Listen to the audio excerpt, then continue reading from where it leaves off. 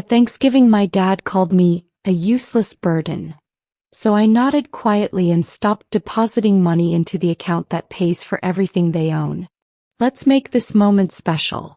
Subscribe if you believe in stories like this and tell us your city in the comments below. The fork slipped from my hand, clattering against my grandmother's good china. Everyone froze. My father's words hung in the air like smoke from the turkey nobody was eating anymore. You're a useless burden, Tasha. Always have been. I was 28 years old. I'd been depositing $6,200 monthly into their joint account for 3 years. That's over $200,000. Money that paid their mortgage, car notes, utilities, and my younger brother Kendrick's college tuition. I'm the burden.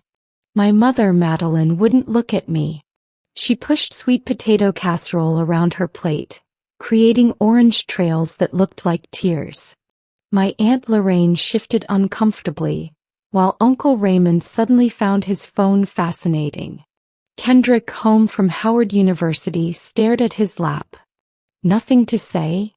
Dad continued, his voice thick with bourbon and contempt. That's new. Usually you're running your mouth about something. My grandmother, Mama Jean, touched my hand under the table. Her fingers were cold, arthritic. He squeezed twice. Our signal. He knew. She'd always known what I'd been doing, quietly fixing everyone's problems while they pretended I didn't exist unless they needed something. I stood up slowly, carefully folding my napkin. You're absolutely right, Dad. I am useless. So useless, in fact, that I should probably stop trying to help. He laughed. Actually laughed. Help? Girl, what help you ever been? I smiled then. Not a happy smile. The kind of smile you wear when you finally understand a joke everyone else has been laughing at for years. Guess you'll find out. I grabbed my purse and walked out of that house for what I thought would be the last time. I had no idea how right I was. The next morning I sat in my downtown apartment, the one they didn't know existed, with my laptop open to the bank website. My hands shook as I hovered over the recurring transfer settings. $6,200. Every month. For 37 months straight. I'd started making serious money as a senior data analyst at Meridian Tech when I was 25. The recruiter had called it an aggressive compensation package. Base salary of $98,000 plus bonuses. I'd been promoted twice since then. I was now pulling in $143,000 annually, not counting my side consulting work. When Dad lost his job at the automotive plant, the third time in 6 years, I'd stepped in. Just temporary, Mom had said. Just until he finds something. That was 3 years ago. He'd stopped looking after 2 months. The house on Oak Ridge Avenue. My money. Mortgage payment. $2,300 monthly. Kendrick's tuition at Howard. $18,000 per semester. My money. Mom's Lexus she loved to drive to church to show off. My money. The $500 monthly payment came straight from my account. I pulled up my personal budget spreadsheet. The numbers didn't lie. After taxes and my own living expenses, I was barely saving $300 monthly. I'd depleted my emergency fund twice. My retirement account was embarrassingly small for someone my age. But family comes first, right? That's what Mama Jean always taught us. I thought about Dad's face. The disgust. The casual cruelty. Useless burden. He'd said it like he meant it. Like he'd been thinking it for years and finally found the bourbon courage to say it out loud. My phone buzzed. Mom, your father didn't mean it. Come by for leftovers. I deleted the text. Then I clicked 3 buttons. Transfer canceled. Effective immediately. My phone rang. I didn't answer. The call started exactly 8 days later. Not before. 8 days. That's how long it took for them to notice. I'd expected 3, maybe 4 days max. But 8? that told me everything I needed to know about how invisible my contributions had been. Mom's first voicemail was casual. "Hey baby, just checking in. Haven't heard from you. Call me back when you get a chance." No mention of Thanksgiving. No apology. Just that fake cheerful tone she used when she wanted something but was pretending she didn't. Voicemail 2-3 days later. "Tasha, I need to talk to you about something. It's important. Call me." Voicemail 5. "The bank says there's a problem with the account. Did you change something? Call me immediately." I listened to each one twice, letting them play through my speaker while I cooked dinner, worked out, lived my suddenly lighter life. It was fascinating, really, watching the panic escalate while they still couldn't bring themselves to acknowledge what I'd actually been doing for them. Kendrick texted, "Yo, what's going on? Mom's freaking out. Dad's been in a mood." I replied, "I'm fine. How's school?" He sent back, "Don't change the subject. They saying something about money. They'll figure it out." Tasha, seriously? I didn't respond. Kendrick was 21. He knew where his tuition came from. He'd known for 2 years since I'd accidentally sent him a payment confirmation instead of Mom. He'd never said thank you. Never offered to help. Just kept posting on Instagram about grinding and building his empire, while I literally paid for his education. Mama Jean called on day 12. I answered. "Baby," she said softly, "talk to me." "I'm good, Mama. How are you?" "I'm worried about you." "Don't be. I'm better than I've been in years." She was quiet for a long moment. Then, "Your daddy's pride is a terrible thing." "Yes, it is." "You doing what you need to do?" "Yes, ma'am." "Then I trust you." "But baby, this is going to get ugly." She had no idea how right she was. They showed up at my apartment on a Saturday. I knew they'd eventually figure out where I lived. Mom had always been good at playing detective when it suited her, but I'd hoped for more time.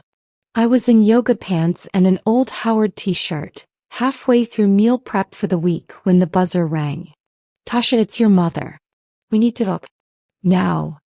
I almost didn't let them up. My finger hovered over the button. But Mama Jean's words echoed, "This is going to get ugly. Might as well face it on my terms." They looked smaller in my space. Dad's eyes darted around, taking in the exposed brick, the floor-to-ceiling windows, the furniture that was actually nice. Not expensive, but deliberately chosen. My home. The one I'd built while funding theirs. "So this is where you've been hiding," Dad said. No greeting. No "how are you?" Just accusation. "I'm not hiding. You just never asked where I lived." Mom perched on my couch edge like she might catch something. "We need to discuss what you've done." "What I've done?" I kept my voice level, continued chopping vegetables. "Please elaborate." "Don't play games, Tasha," Dad snapped. "You stopped putting money in the account. The mortgage payment bounced. Your mother's car got repossessed yesterday. Kendrick called crying because the university is threatening to drop him from classes." The knife stilled in my hand. They'd waited this long? Let it get this bad before coming to me? And this is my problem because you're family. Mom's voice cracked. Family helps each other. I set down the knife carefully. Turned to face them. Interesting definition of family. Does it include fathers who call their daughters useless burdens? Mothers who sit silent while it happens? Brothers who take and never even say thank you? "Your father was drunk," Mom whispered. "He didn't mean it. He meant it. And you know what? I'm tired of pretending he didn't." Dad's face turned purple. I'd seen that color before, usually before he broke something. A plate. A door. Once my favorite bookshelf. "Tired? You're tired? We raised you, clothed you, fed you, put a roof over your ungrateful head for 18 years. And I've more than paid you back. $229,800 over 37 months. I have the receipts. Every single transfer. Want to see them? The number landed like a physical blow. Mom actually gasped. Dad's mouth opened and closed. You're lying, he finally said. You don't make that kind of money. I make more than that. Significantly more. That's what happens when you actually show up to work and don't get fired every other year. It was a low blow. I didn't care anymore. Mom found her voice. If you had that much money, why didn't you just give us more? Help us properly instead of this. This allowance. The audacity. The sheer, breathtaking audacity. Help you properly. I paid your entire mortgage. Your cars. Your utilities. Your son's education. What exactly would properly look like? You could have helped your father start a business, she said. Given us a real hand up instead of just throwing money at bills. I laughed. Couldn't help it. Dad couldn't keep a job someone else gave him, and you think I should fund a business? With what? The retirement savings I don't have because I was too busy funding your lives. See? Dad pointed at me triumphant. This is exactly what I'm talking about. No respect. No gratitude. Just attitude. Gratitude? You want gratitude? For what? For telling me I'm worthless? For treating me like an ATM with an attitude problem? Kendrick appeared in the doorway then. I hadn't heard him come in behind them. His face was tight, angry. Man, this is messed up. Tasha's been paying for everything and y'all really standing here trying to make her feel guilty? Stay out of this, Dad warned. No. I'm tired of staying out of it. I'm tired of pretending I don't know she's the reason I'm still in school. Finally. Validation I didn't know I needed. Kendrick stepped fully into the apartment and I noticed how much he'd changed. Taller somehow, broader in the shoulders. When had my little brother become a man? I told y'all to apologize to her after Thanksgiving. I told you. But y'all too proud talking about she'll get over it. Kendrick, Mom started. Nah, I'm talking now. He looked at Dad. You've been telling everybody at the barbershop how you, managing the household finances and keeping everything together. I heard you. But it's her money. It's always been her money. Dad's face shifted from purple to ashen. That's private family business. Private? You made it public. You walking around with your chest out like you doing something when you ain't done nothing but sit in that house and criticize everybody else. I'd never heard Kendrick talk to our father like this. Nobody had. And Mom, he turned to Madeline, you know what's happening. You knew at Thanksgiving. You knew when he said that foul stuff to her, and you just sat there because it's easier to let him be mad at her than at you. Mom's eyes filled with tears. That's not fair. What's not fair is Tasha giving up everything for us and we can't even respect her enough to say thank you. What's not fair is she's younger than you were when you had me, and she don't even have savings because she was too busy making sure we were good. How do you know about her savings? I asked quietly. Kendrick looked at me guilty.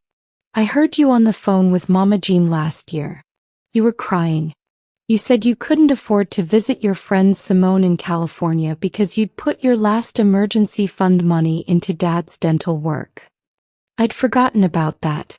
The $1,200 for his crown. He'd never said thank you for that either. The silence stretched. Outside, I heard sirens, life continuing while we stood in this frozen moment.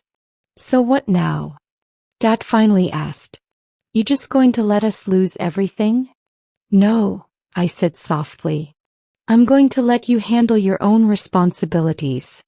Like adults. They didn't leave after that.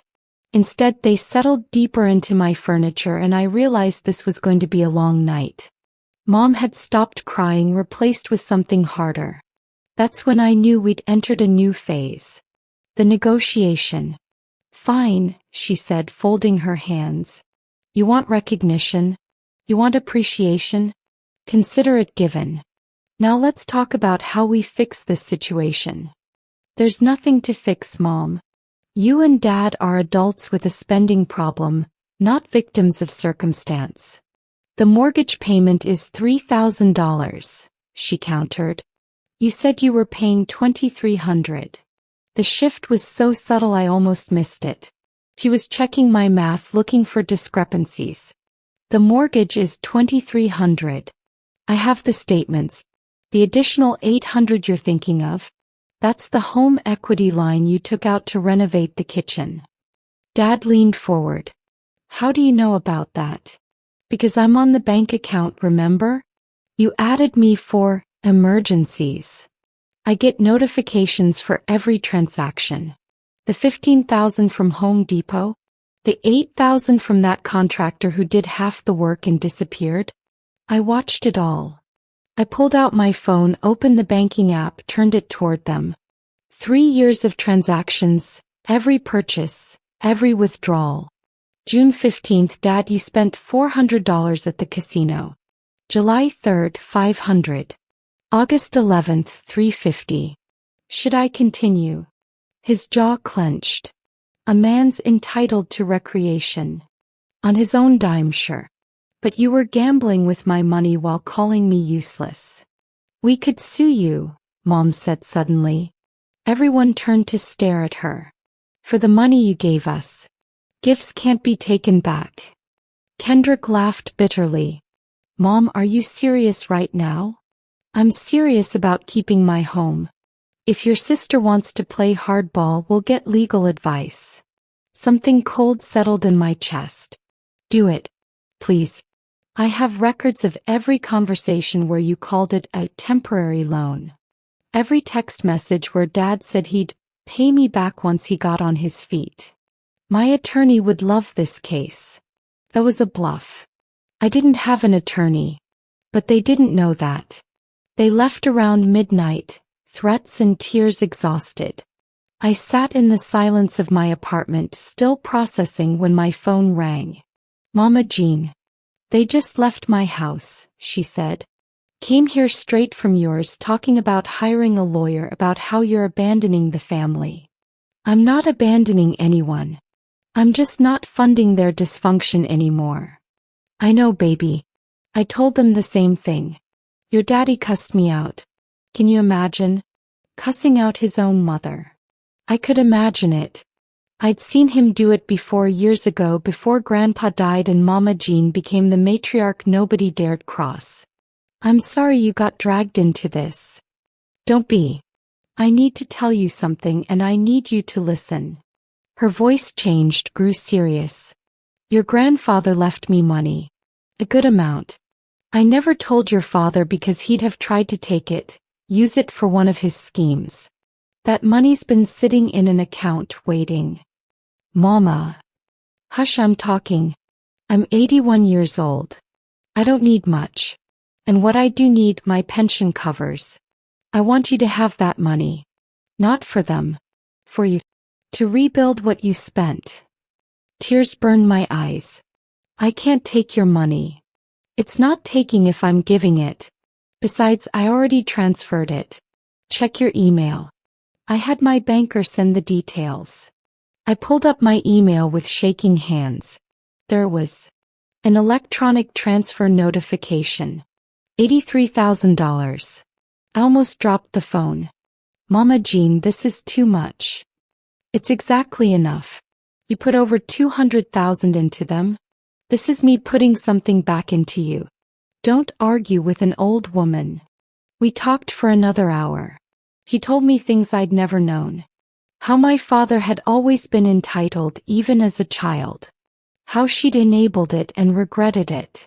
How she'd watched me sacrifice myself and stayed silent too long because she was afraid of the family fracturing. But it's already fractured, isn't it? She said. Has been for a while. You just finally stopped pretending. After we hung up, I sat with her words, with the impossible gift she'd given me. For the first time in 3 years, I felt something unfamiliar. Hope. Monday morning, I got to work early. My boss, Jennifer Saunders, stuck her head into my office around 9. Got a minute? We need to discuss something. My stomach dropped. Had my family drama followed me here? But Jennifer was smiling. I'll cut to the chase. We're opening a new division focused on financial analytics for mid-size businesses. I want you to head it. 20% salary increase, your own team equity options. The number she quoted made my eyes water.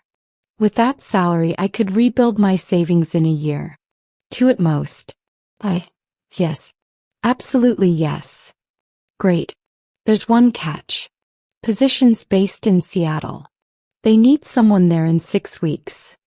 Seattle. 3,000 miles from Detroit. From my family. From the drama and guilt and endless demands. That's not a catch, I said. That's a feature. Jennifer laughed. Thought you might say that.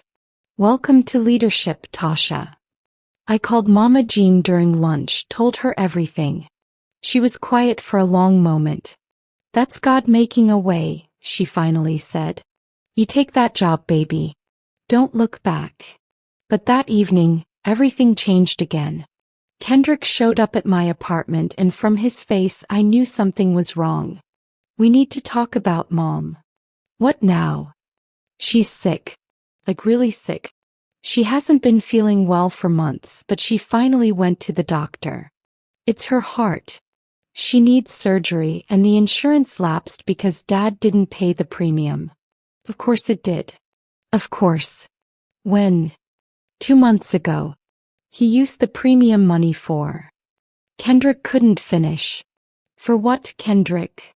For a trip to Atlantic City with his boys. Mom found the hotel receipt. The room spun. I sat down hard on my couch. How bad is it? Bad. They're saying without surgery maybe 6 months. With surgery she's got good odds, but it's expensive. Like 200,000 expensive. They wanted to ask you. No. The word came out harder than I meant. No, Kendrick. I can't. His face crumpled, and I saw the little boy he used to be before life got complicated. Tasha, she's our mom. I know who she is. I didn't sleep that night. Didn't eat. Just sat in the darkness of my living room, Mama Jean's money in my account. Mom's heart failing, Seattle waiting, and the weight of an impossible choice crushing my chest. At 3 a.m. my phone lit up. A text from an unknown number. This is your Aunt Vanessa. I heard about your mama. I also heard what you've been doing for them and what your daddy said to you. I'm in Atlanta now, got my nursing degree, doing good. I want you to know, you don't owe them nothing. But I also know you, and I know you'll blame yourself if you don't help. So I'm sending you $5,000. It ain't much, but it's what I got. Use it however you need. Tasha. Get out of Detroit. You hear me? Get out and don't look back. Vanessa. Dad's younger sister, the one who'd left at 18 and never came back. The one they called selfish. The one who'd apparently figured out what I was just learning. I called Kendrick at dawn. Tell me everything. Not what they want me to know. Everything. He sighed. Mom's known about her heart for 8 months. She didn't say anything because she didn't want to worry anybody. Dad's been gambling heavier since he retired from looking for work. He's into some guys for 12 grand. That's why he's been so angry. That's probably why he said what he said at Thanksgiving. He was stressed about the debt and took it out on you. And Kendrick, what about you? You said the university was threatening to drop you. Silence. Then, I got a full-ride scholarship last semester. Merit-based. I was gonna tell everybody, but then I figured, if they thought I still needed tuition money, maybe they'd stress less about the other bills. I was wrong. I should have told you. My little brother. Trying to protect me by lying. Where's the tuition money been going? I think Dad's been using it. For his debts, probably. 16 months of tuition. Roughly $40,000. Gone. Into gambling debts. while he called me useless. I made my decision then. Not out of guilt or obligation, but out of something else entirely. Here's what's going to happen, I told Kendrick. I'm paying for Mom's surgery, but not them. Just the surgery directly to the hospital. After that, I'm moving to Seattle.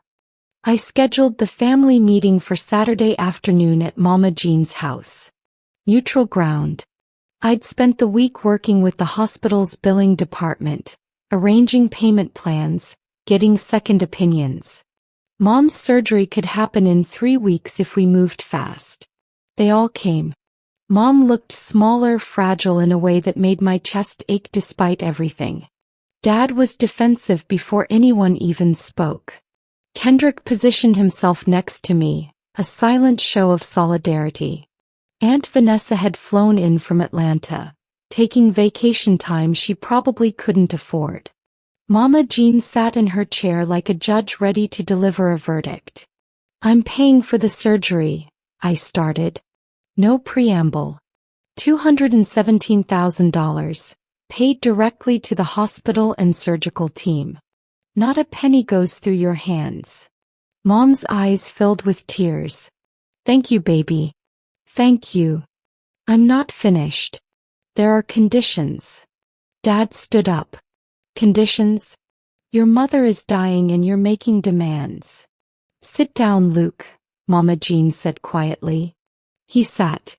I pulled out the document I'd had a real attorney draft, costing me $2,000 I didn't regret spending.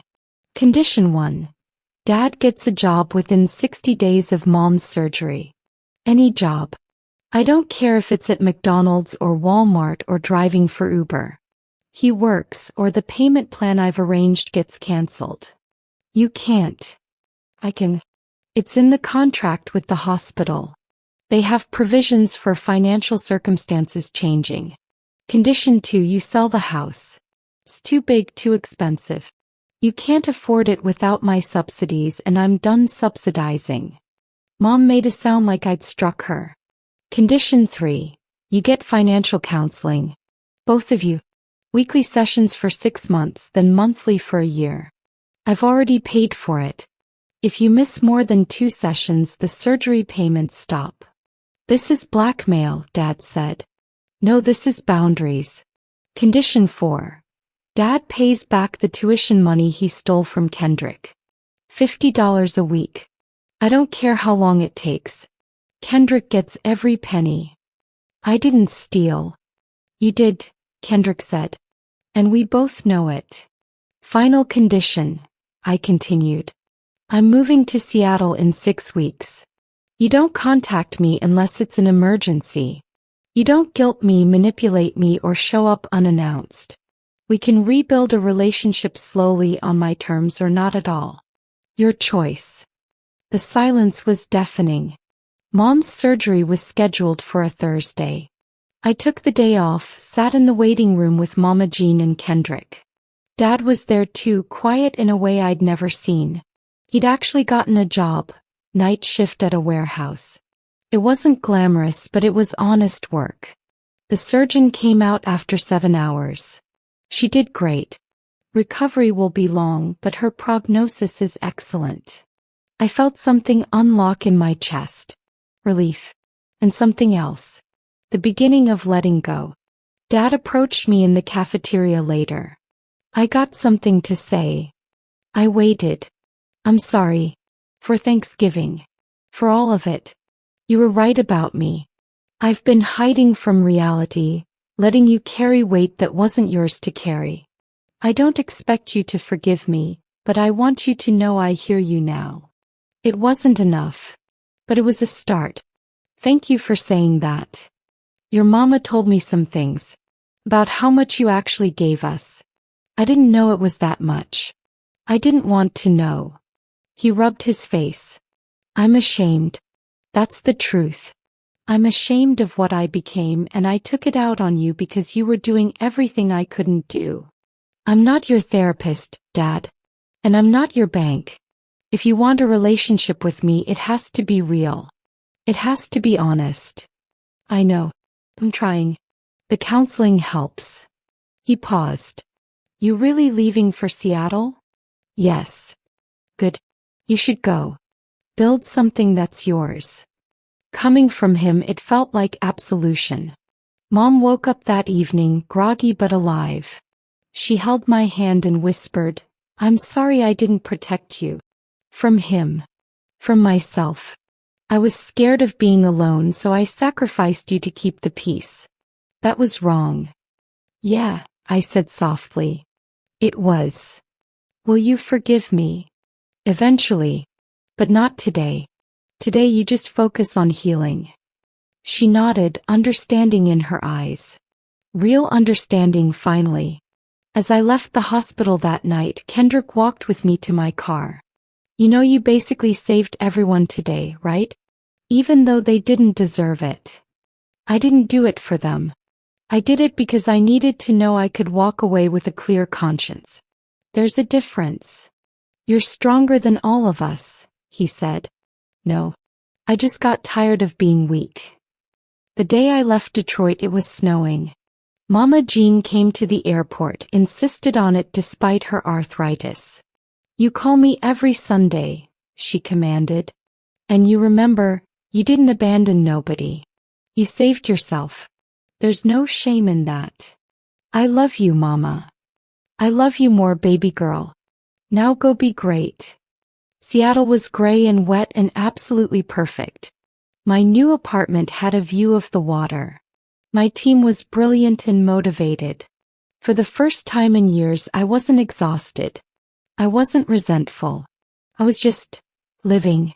Kendrick called every week. Mom's recovery was progressing. Dad hadn't missed a day of work. They'd listed the house and were downsizing to a manageable condo. The counseling was helping. They were learning to live within their means, learning to communicate without manipulation. We talked occasionally, my parents and I, carefully, building something new from the ruins of what we'd been. It wasn't perfect. Some wounds were too deep to fully heal. But it was honest, and that was enough. On my 1-year anniversary in Seattle, I got a package. Inside was a framed photo of our family from when I was 7, before everything got complicated. On the back, in Dad's handwriting, you taught us what strength looks like. Thank you for not giving up on yourself. Love, Dad. I cried. Not from sadness but from release. That evening, I opened my laptop and checked my savings account. $94,000. Retirement account. $42,000. Emergency fund. Fully loaded. I was whole again. Better than whole. My phone buzzed. My friend Simone from California. I'm in town for a conference. Dinner tonight. Absolutely, I texted back. As I got ready, I caught my reflection in the mirror. I looked different. Lighter. There was peace in my eyes that hadn't been there before. I'd learned the hardest lesson. You can love people and still walk away. You can honor family without destroying yourself. And sometimes the most powerful thing you can say is simply, no more. I grabbed my coat and headed out into the Seattle night, into my life, into the future I'd finally claimed for myself. I was no longer a burden. I was free.